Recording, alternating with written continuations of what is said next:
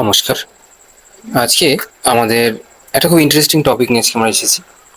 যেটা আমাদের মনে হয় মাঝে, মাঝে যারা স্পিরিচুয়াল আত্মা হয়, আপনারা নিশ্চয়ই থাম্বনেলে দেখে বুঝতে পারছেন যে আপনার আত্মা এই পৃথিবীর জন্যে নয়।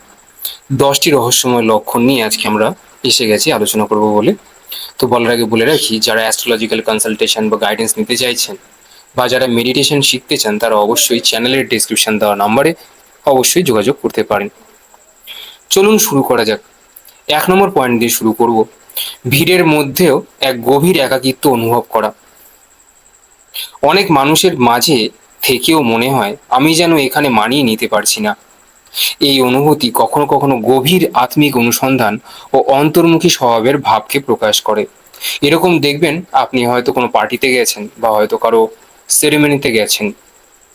অনেক লোক আছে চেনা, সমস্ত লোকের মাঝখানে থেকেও আপনার যেন কিরকম একটা নিজেকে একা একা অনুভূতি হচ্ছে।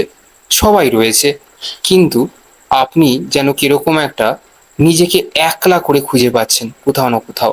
এই ভিড়ের মধ্যেও আপনি যেন ঠিক মিশে যেতে পারছেন না। এরকম যদি হয়, আপনার আত্মা কিন্তু তাহলে অবশ্যই ভিন্ন আত্মা। ভিন্ন আত্মা অর্থাৎ স্পিরিচুয়াল সোল, ওল্ড সোল, পুরাতন আত্মা, প্রাচীন আত্মা। এটা ১ নম্বর পয়েন্ট।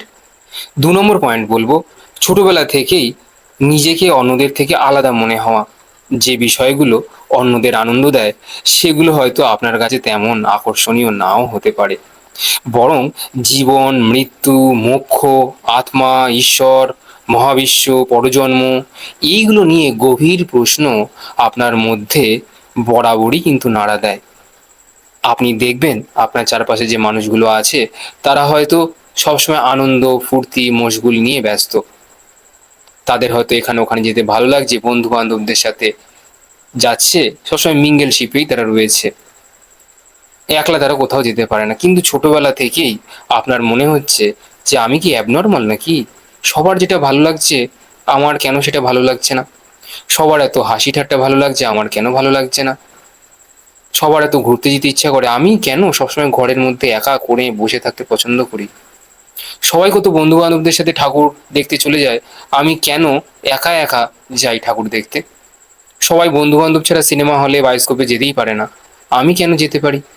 এই প্রশ্নগুলো যখন আপনার মধ্যে চলে আসে, তখন আপনাকে নিজেকে অন্যদের থেকে অনেক বেশি আলাদা বলে মনে হয়। এটাও একটা স্পিরিচুয়াল আত্মার প্রতীক। তখন মনে হয় যে আমার আত্মা হয়তো এই পৃথিবীর জন্য নয়, আমি হয়তো অন্য কোনো কালের বাসিন্দা বা আমি অন্য কোনো লোকের বাসিন্দা। ভুল করে ঈশ্বর আমাকে এখানে ফেলে দিয়েছেন। ৩ নম্বর পয়েন্ট বলবো, বস্তুগত সাফল্য আপনার সম্পূর্ণ তৃপ্ত করতে পারে না আপনাকে। অর্থ, পরিচিতি, নাম যশ, সামাজিক মর্যাদা অর্জন করেও মনে হতে পারে এর চেয়ে বড় কিছু নিশ্চয়ই আছে। তখন মন বাহ্যিক সাফল্যের পরিবর্তে নিজের ভিতরের যে শান্তি, নিজের ভেতরের যে তৃপ্ততা, সেটির দিকে সবচেয়ে বেশি অনুভব করতে চায়। বস্তুগত সাফল্য আছে আছে, না আছে না আছে। নিজের সমস্ত কিছুকে ঈশ্বরের পায়ে সঁপে দিয়ে এই জীবন থেকে বিদায় নিতে পারলেই আপনি যেন বাঁচেন। ৪ নম্বর পয়েন্ট বলবো, প্রকৃতি ও নীরবতার প্রতি অস্বাভাবিক আকর্ষণ তৈরি হয়। এরকম কিছু আত্মা আছে যারা নিজেকে পৃথিবীর জন্য ভাবে না। তাদের অনেক সময় মনে হয় প্রকৃতির মাঝে একা থাকতে ভালোবাসে, আকাশের দিকে তাকিয়ে থাকতে ভালোবাসে, খালি আকাশের দিকে, নদী বা পাহাড়ের পাশে বসে থাকতে ভালোবাসে একা একা নির্জন জায়গায়। এসব আপনার মনে অদ্ভুত শান্তি এনে দেয়। তখন আপনার মনেও কিন্তু প্রশ্ন আসে, কই কোনো মানুষ তো খালি ঘরে একা বসে থাকতে পারে না? কোনো মানুষকে দেখলাম না তো নদীর পাড়ে একা একা বসে রয়েছে বা খালি আকাশের দিকে যদি তাকিয়ে থাকেন। লোকে অনেক সময় বলে, কি রে পাগল, কি দেখছিস হাঁ করে উপরের দিকে? এরকম বলেন অনেকে। তখন নিজেকে মনে হয় আমি হয়তো সত্যি এখানকার বাসিন্দা নই, এরকম মনে হয় অনেক সময়। তাই প্রকৃতি এবং নীরবতার প্রতি এক অস্বাভাবিক আকর্ষণ আপনার মনকে সবসময় ছুঁয়ে দিয়ে যায়, দাগ কেটে দিয়ে যায় আপনার হৃদয়ে।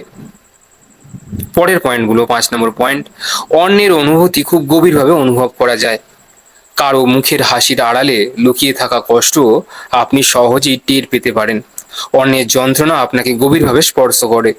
এটি আপনার সংবেদনশীল ও সহানুভূতিশীল স্বভাবের প্রকাশ হতে পারে।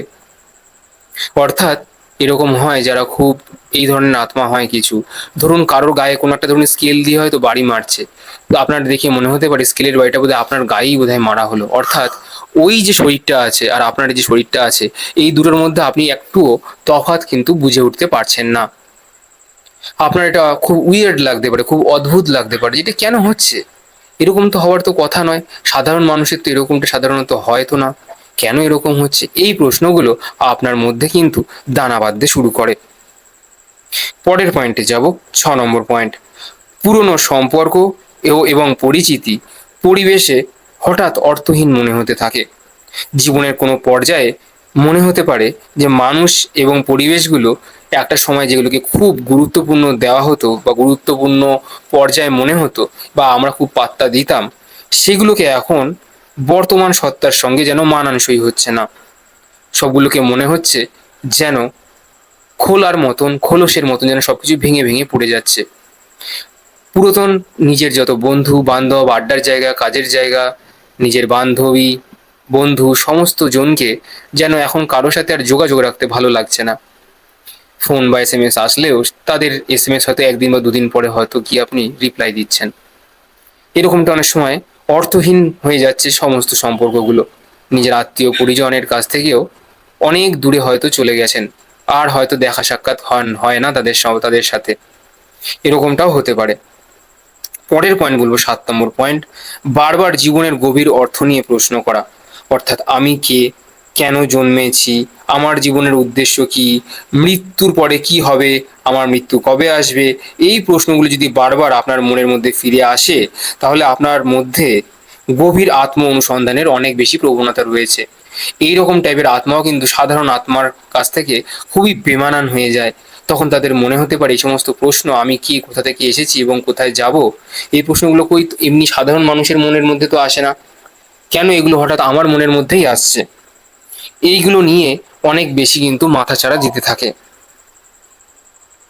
অর্থাৎ এই গভীর প্রশ্নগুলোর মধ্যে এই জন্ম মৃত্যু, সেকাল একাল, ঈশ্বর, নেগেটিভ শক্তি পজিটিভ শক্তি, এগুলো নিয়ে আমাদের যথেষ্ট ভাবনা চিন্তার কারণ হয়ে দাঁড়ায়। 8 নম্বর পয়েন্ট বলবো, কষ্ট আপনাকে ভেঙে না দিয়ে বরং বদলে দিয়ে যায়। জীবনের কঠিন অভিজ্ঞতার পর আপনি আর আগের মানুষটি থাকেন না। কষ্ট আপনাকে আরো শান্ত, সচেতন, গভীর করে তোলে। আপনি যন্ত্রণা থেকে অর্থ খুঁজে নিতে শেখেন। অর্থাৎ যে মানুষগুলো বা যে সম্পর্কের জন্যে আপনি জীবনে একটা সময় সমস্ত কিছু হারিয়েছেন এবং সমস্ত কিছু খুইয়ে বসে আজকে আপনি শান্ত হয়ে বসে রয়েছেন, সেই সম্পর্কগুলো আপনাকে কষ্ট দিলেও আপনার মনে হয় ভালোই হয়েছে যা হয়েছে। সেদিন যদি কষ্ট না দিত, তাহলে আজকের আমি সেই আমিটি হতাম না। আজকে সেই আমিটি ঈশ্বরের পায়ে বা চরণে জায়গা পেত না। এই আমিটি হয়তো বাউন্ডুলে ঘড়ির মতো বাইরে ফুর্তি ফার্তা করে চলতো, ঈশ্বরের নাম হয়তো আর ডাকতো না বা জপ করতো না। তাই যেগুলো আপনাকে, যে সিচুয়েশনগুলো এবং পরিস্থিতিগুলো আপনাকে খুব কষ্ট দিয়ে গেছে, কাঁদিয়ে দিয়ে গেছে, রাতের পর রাত আপনি হয়তো না ঘুমিয়েই কাটিয়ে দিয়েছেন, সেই সম্পর্কগুলোকে নিয়ে এখন আপনার আর কিন্তু মনে হয় ভালোই হলো, যা হয়েছে ভালোই হয়েছে, আর যা হবে তা ভালোর জন্যই হবে। অর্থাৎ সম্পূর্ণ জীবনে আমূল পরিবর্তন কিন্তু আপনার জীবনে ধেয়ে আসে বা বলা ভালো নেমে আসে। এবার 9 নম্বর পয়েন্ট বলবো, হঠাৎ পুরনো জীবন ছেড়ে নতুন পথে যাওয়ার তীব্র আকাঙ্ক্ষা তৈরি হয়। অর্থাৎ পুরনো সম্পর্কগুলো, পুরনো পরিস্থিতিগুলো যখন সম্পূর্ণরূপে ছেড়ে চলে যায়, তখন এই জীবন তো আর থেমে থাকে না। এই জীবন তখন নতুন এক কিছুকে প্রারম্ভ করবার জন্য তৎপর হয়ে যায়। কারণ আত্মার এটা একটা যাত্রাপথ, সে কারোর জন্য থেমে থাকে না। তাতে সম্পর্ক থাকলো বা না থাকলো, সে আত্মা কিন্তু তার নিজের রাস্তা নিজের মতন করে ঠিক বানিয়েই নেয়। অর্থাৎ কখনো কোনো স্পষ্ট কারণ ছাড়াই মনে হতে পারে আমাকে অন্য কিছু করার জন্য হয়তো তৈরি করা হয়েছে। এই অনুভূতি আপনাকে নিজের মূল্যবোধ, কাজ ও জীবনের উদ্দেশ্য নতুন করে ভাবতে বাধ্য করে। অর্থাৎ জীবনে এই যে একটু আগে যেটা বলা হলো, যে পুরনো যা গেছে গেছে, লেটা চুকে গেছে, ভালো হয়েছে খুব, সেগুলো না হলে আজকে তো আর ঈশ্বরের নাম জপ করতে পারতাম না, নিজের অহংকারগুলোকে তো আর ছাড়াতে পারতাম না, নিজের মনে যে ক্ষোভ রাগ বিদ্বেষ যেগুলো বছরের পর বছর ধরে আমার মনের মধ্যে জমা হয়ে রয়েছিল, সেগুলোকে তো আর পরিত্রাণ বা পরিত্যাগ করতে পারতাম না। এই জিনিসগুলো ছেড়ে দিয়ে এক নতুন ভক্তির পথে আপনার হাত বাড়াতে ইচ্ছে করে, নতুন কিছু জানতে ইচ্ছে করে। আপনি কোথা থেকে এসেছেন, গত জন্ম পরজন্ম, এগুলো নিয়ে যথেষ্ট আপনাকে ভাবিয়ে তোলে। 10 নম্বর পয়েন্ট বলবো, পৃথিবীতে থেকেও মনে হয় যেন আপনি নিজের বাড়ি খুঁজছেন। সবকিছু ঠিকঠাক থাকা সত্ত্বেও হৃদয়ে গভীর একটি অদ্ভুত অপূর্ণতা থেকে যায়। স্পিরিচুয়াল মানুষদের মধ্যে কোথাও না কোথাও একটা শূন্যতার জায়গা যেন তৈরিই থাকে, যেন এমন এক কোনো জায়গা বা সত্যের সন্ধান করছেন যার নাম আপনি জানেন না। আধ্যাত্মিক দৃষ্টিতে এই অনুভূতিকে গভীর আত্মার অনুসন্ধানের প্রতীক হিসেবেও ব্যাখ্যা করা যেতে পারে। অর্থাৎ এইরূপ মানুষ মনে করে যে পৃথিবীতে থেকেও আমি যেন নেই, কোথায় যেন হারিয়ে গেছি, দিক দিগান্তরে শুধুই তাকাচ্ছি, কিছুই খুঁজে পাওয়া যাচ্ছে না। যেন একটা নিজের, একদম নিজের বাড়ি বা আশ্রয়স্থল হলে বরং খুব ভালো হতো, যেখানে কোনো মানুষ থাকতো না, যেখানে শুধুই থাকতো সাধনা এবং ঈশ্বর স্বয়ং, যাকে আমরা নিজের মানস চক্ষে দেখি, সে যেন স্বয়ং আমাদের চোখের সামনেই থাকতো। এবং একটা ছোট্ট কুঠুরিতে আমি এবং আমার ঈশ্বর, এই দুইটি প্রাণী একসাথে বসবাস করত। এরকম একটা আশ্রয়স্থল যেন সব সময় নিজের মনের মধ্যেই খুঁজে বেড়াচ্ছেন। এই পৃথিবীর, শেষ কথা বলি, এই পৃথিবীর জন্য নয়, এর অর্থ পৃথিবী ছেড়ে চলে যাওয়া নয়, বরং এটি এমন এক অনুভূতির প্রতীক হতে পারে যেখানে একজন মানুষ প্রচলিত জীবনধারার বাইরেও নিজের অস্তিত্ব, উদ্দেশ্য ও আধ্যাত্মিক সত্যকে গভীরভাবে খুঁজতে শুরু করেন। কখনো কখনো নিজেকে অন্যরকম মনে হওয়াই আপনার দুর্বলতা নয়, এটা আপনার আত্ম অনুসন্ধানের প্রথম দরজা হতে পারে। আপনি হয়তো সেখানে বাড়ি মারছেন সেই দরজাতে। তাই জন্য অনেক সময় আমাদের স্পিরিচুয়াল যারা মানুষজন আছে, তাদের কিন্তু অনেক সময় মনে হয় আমার আত্মা বোধহয় পৃথিবীর জন্য নয়। আশা করি আপনারা বুঝতে পারলেন।